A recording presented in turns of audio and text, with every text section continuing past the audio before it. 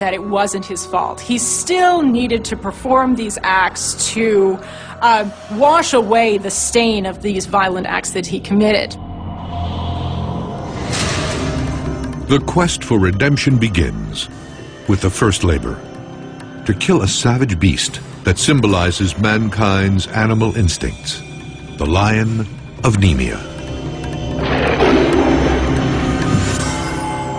The problem for Hercules is, even though he's a magnificent archer, the lion's skin is impervious to his arrows.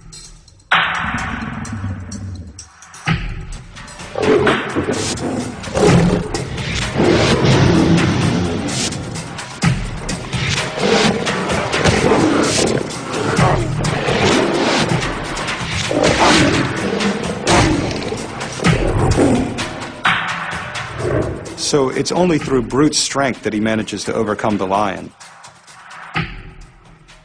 And when he does, he skins the lion, and he adopts it as his own armor that he begins wearing. So from then on, Hercules is always depicted wearing the lion's skin, which protects him from harm. King Eurystheus is stunned.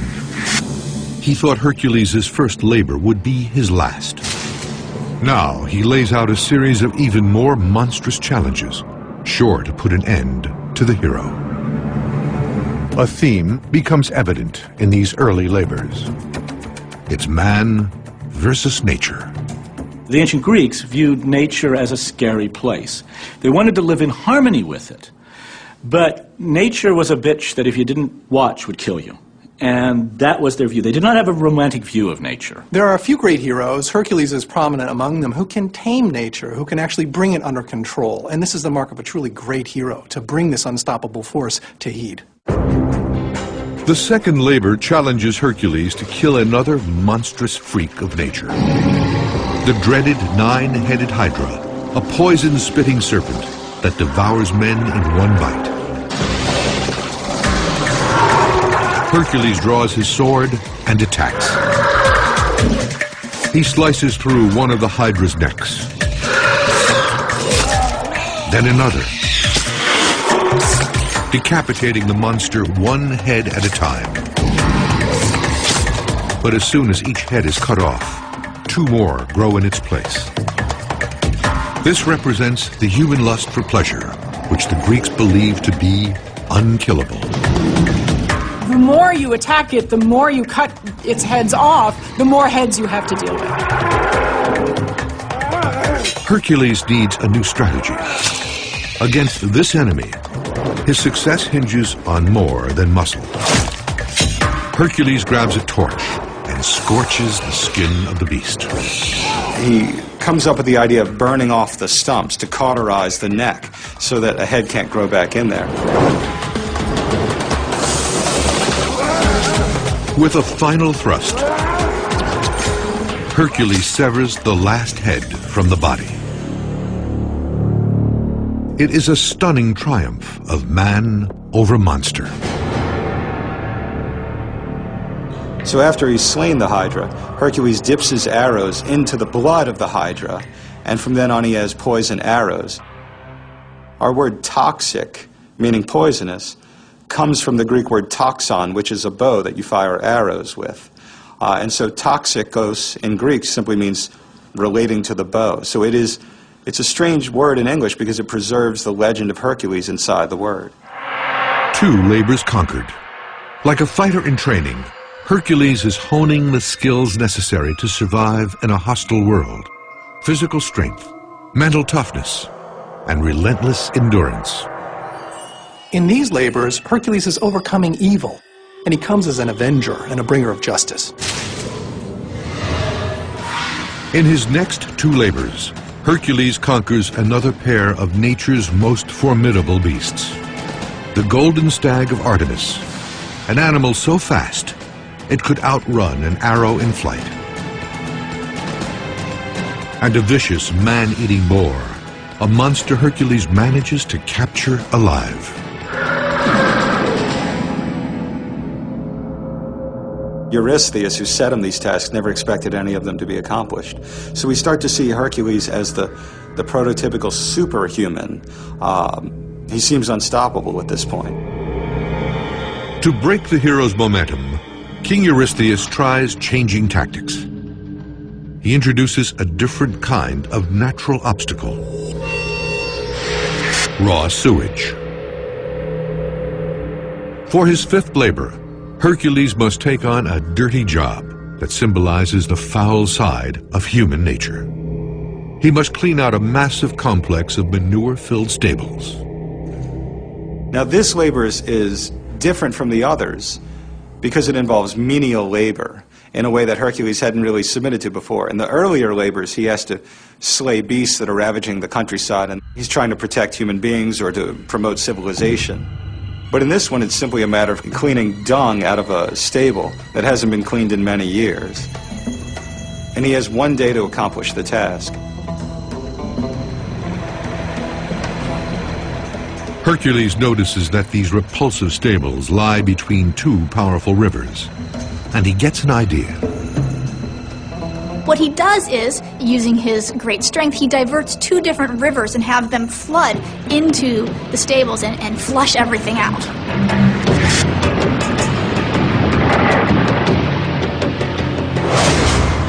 One labor at a time, Hercules is making amends for killing his family. So far, he has proven himself greater than any obstacle that Hera and her puppet king, Eurystheus, have dreamed up. And with each struggle, he is only getting stronger. To the ancient Greeks, his success in the face of such overwhelming odds was an inspiring story. But could it have been more than just a story? Intriguing historical clues suggest Hercules was not a myth, but a real hero.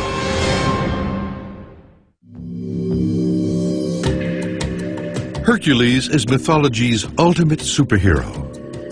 The combination of strength and suffering in the same character made him relatable to the people of the ancient world.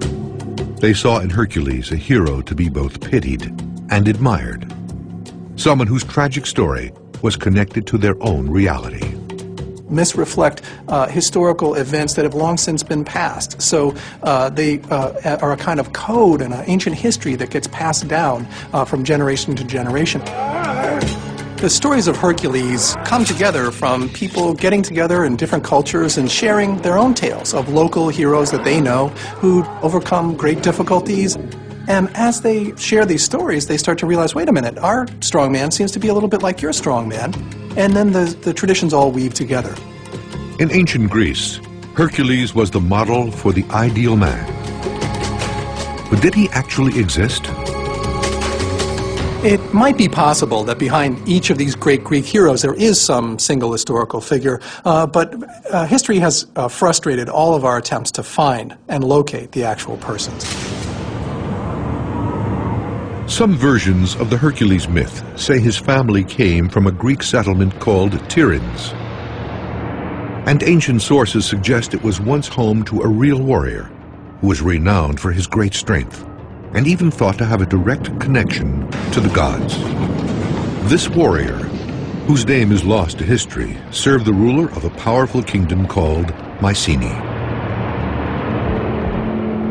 In the myth, Hercules also serves the king of Mycenae, his cousin Eurystheus, who assigns him the 12 labors. Is this coincidence or something more? Other clues about the man behind the myth can be found at one of Greece's most legendary sites. This is Olympia. In the year 776 BC, the first Olympic Games were held here.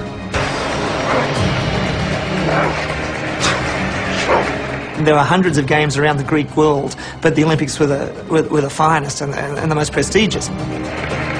If you won at the Olympic Games, it was being elevated in a way amongst men, and it was as close as a mortal could get to the gods. There are striking parallels between the challenges Hercules faced in his labors and those of the Games. Both were feats of strength and endurance that only the most disciplined athlete could achieve. But the connection between Hercules and the Olympics may run deeper. Hercules reportedly founded the Olympic Games after one of his labors. So the labors are directly connected with the original foundation of the Games. These are the remains of the stadium at Olympia. Its track measures 600 feet. According to the ancient Greeks, that's 600 of Hercules' own feet. According to legend, Hercules himself paced out the stadion, which was 600 little steps, and it's 192.27 meters, so historians have deduced that Hercules' feet were actually 12.6 inches long. That's a size 13 shoe. More traces of Hercules can also be seen in the main temple here. Reliefs salvaged from the exterior walls depict his 12 labors. He was revered by all athletes, and one measured oneself up against Hercules. Well, it was very important to the Greeks never to surrender, so many athletes died rather than give up. In the myth, it is this same perseverance that sustains Hercules. Hercules' message is always one of keep going and you'll eventually succeed. No matter how tough things seem, success is possible. In his sixth labor, Hercules must face a flock of ferocious man-eating birds who symbolize mankind's unreachable goals.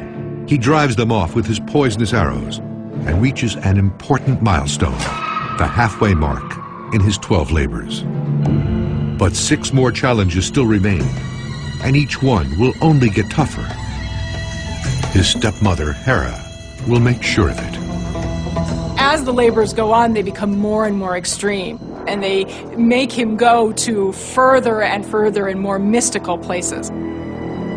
The next 3 labors will take Hercules beyond Greece for the first time and pit him against powerful foreign enemies.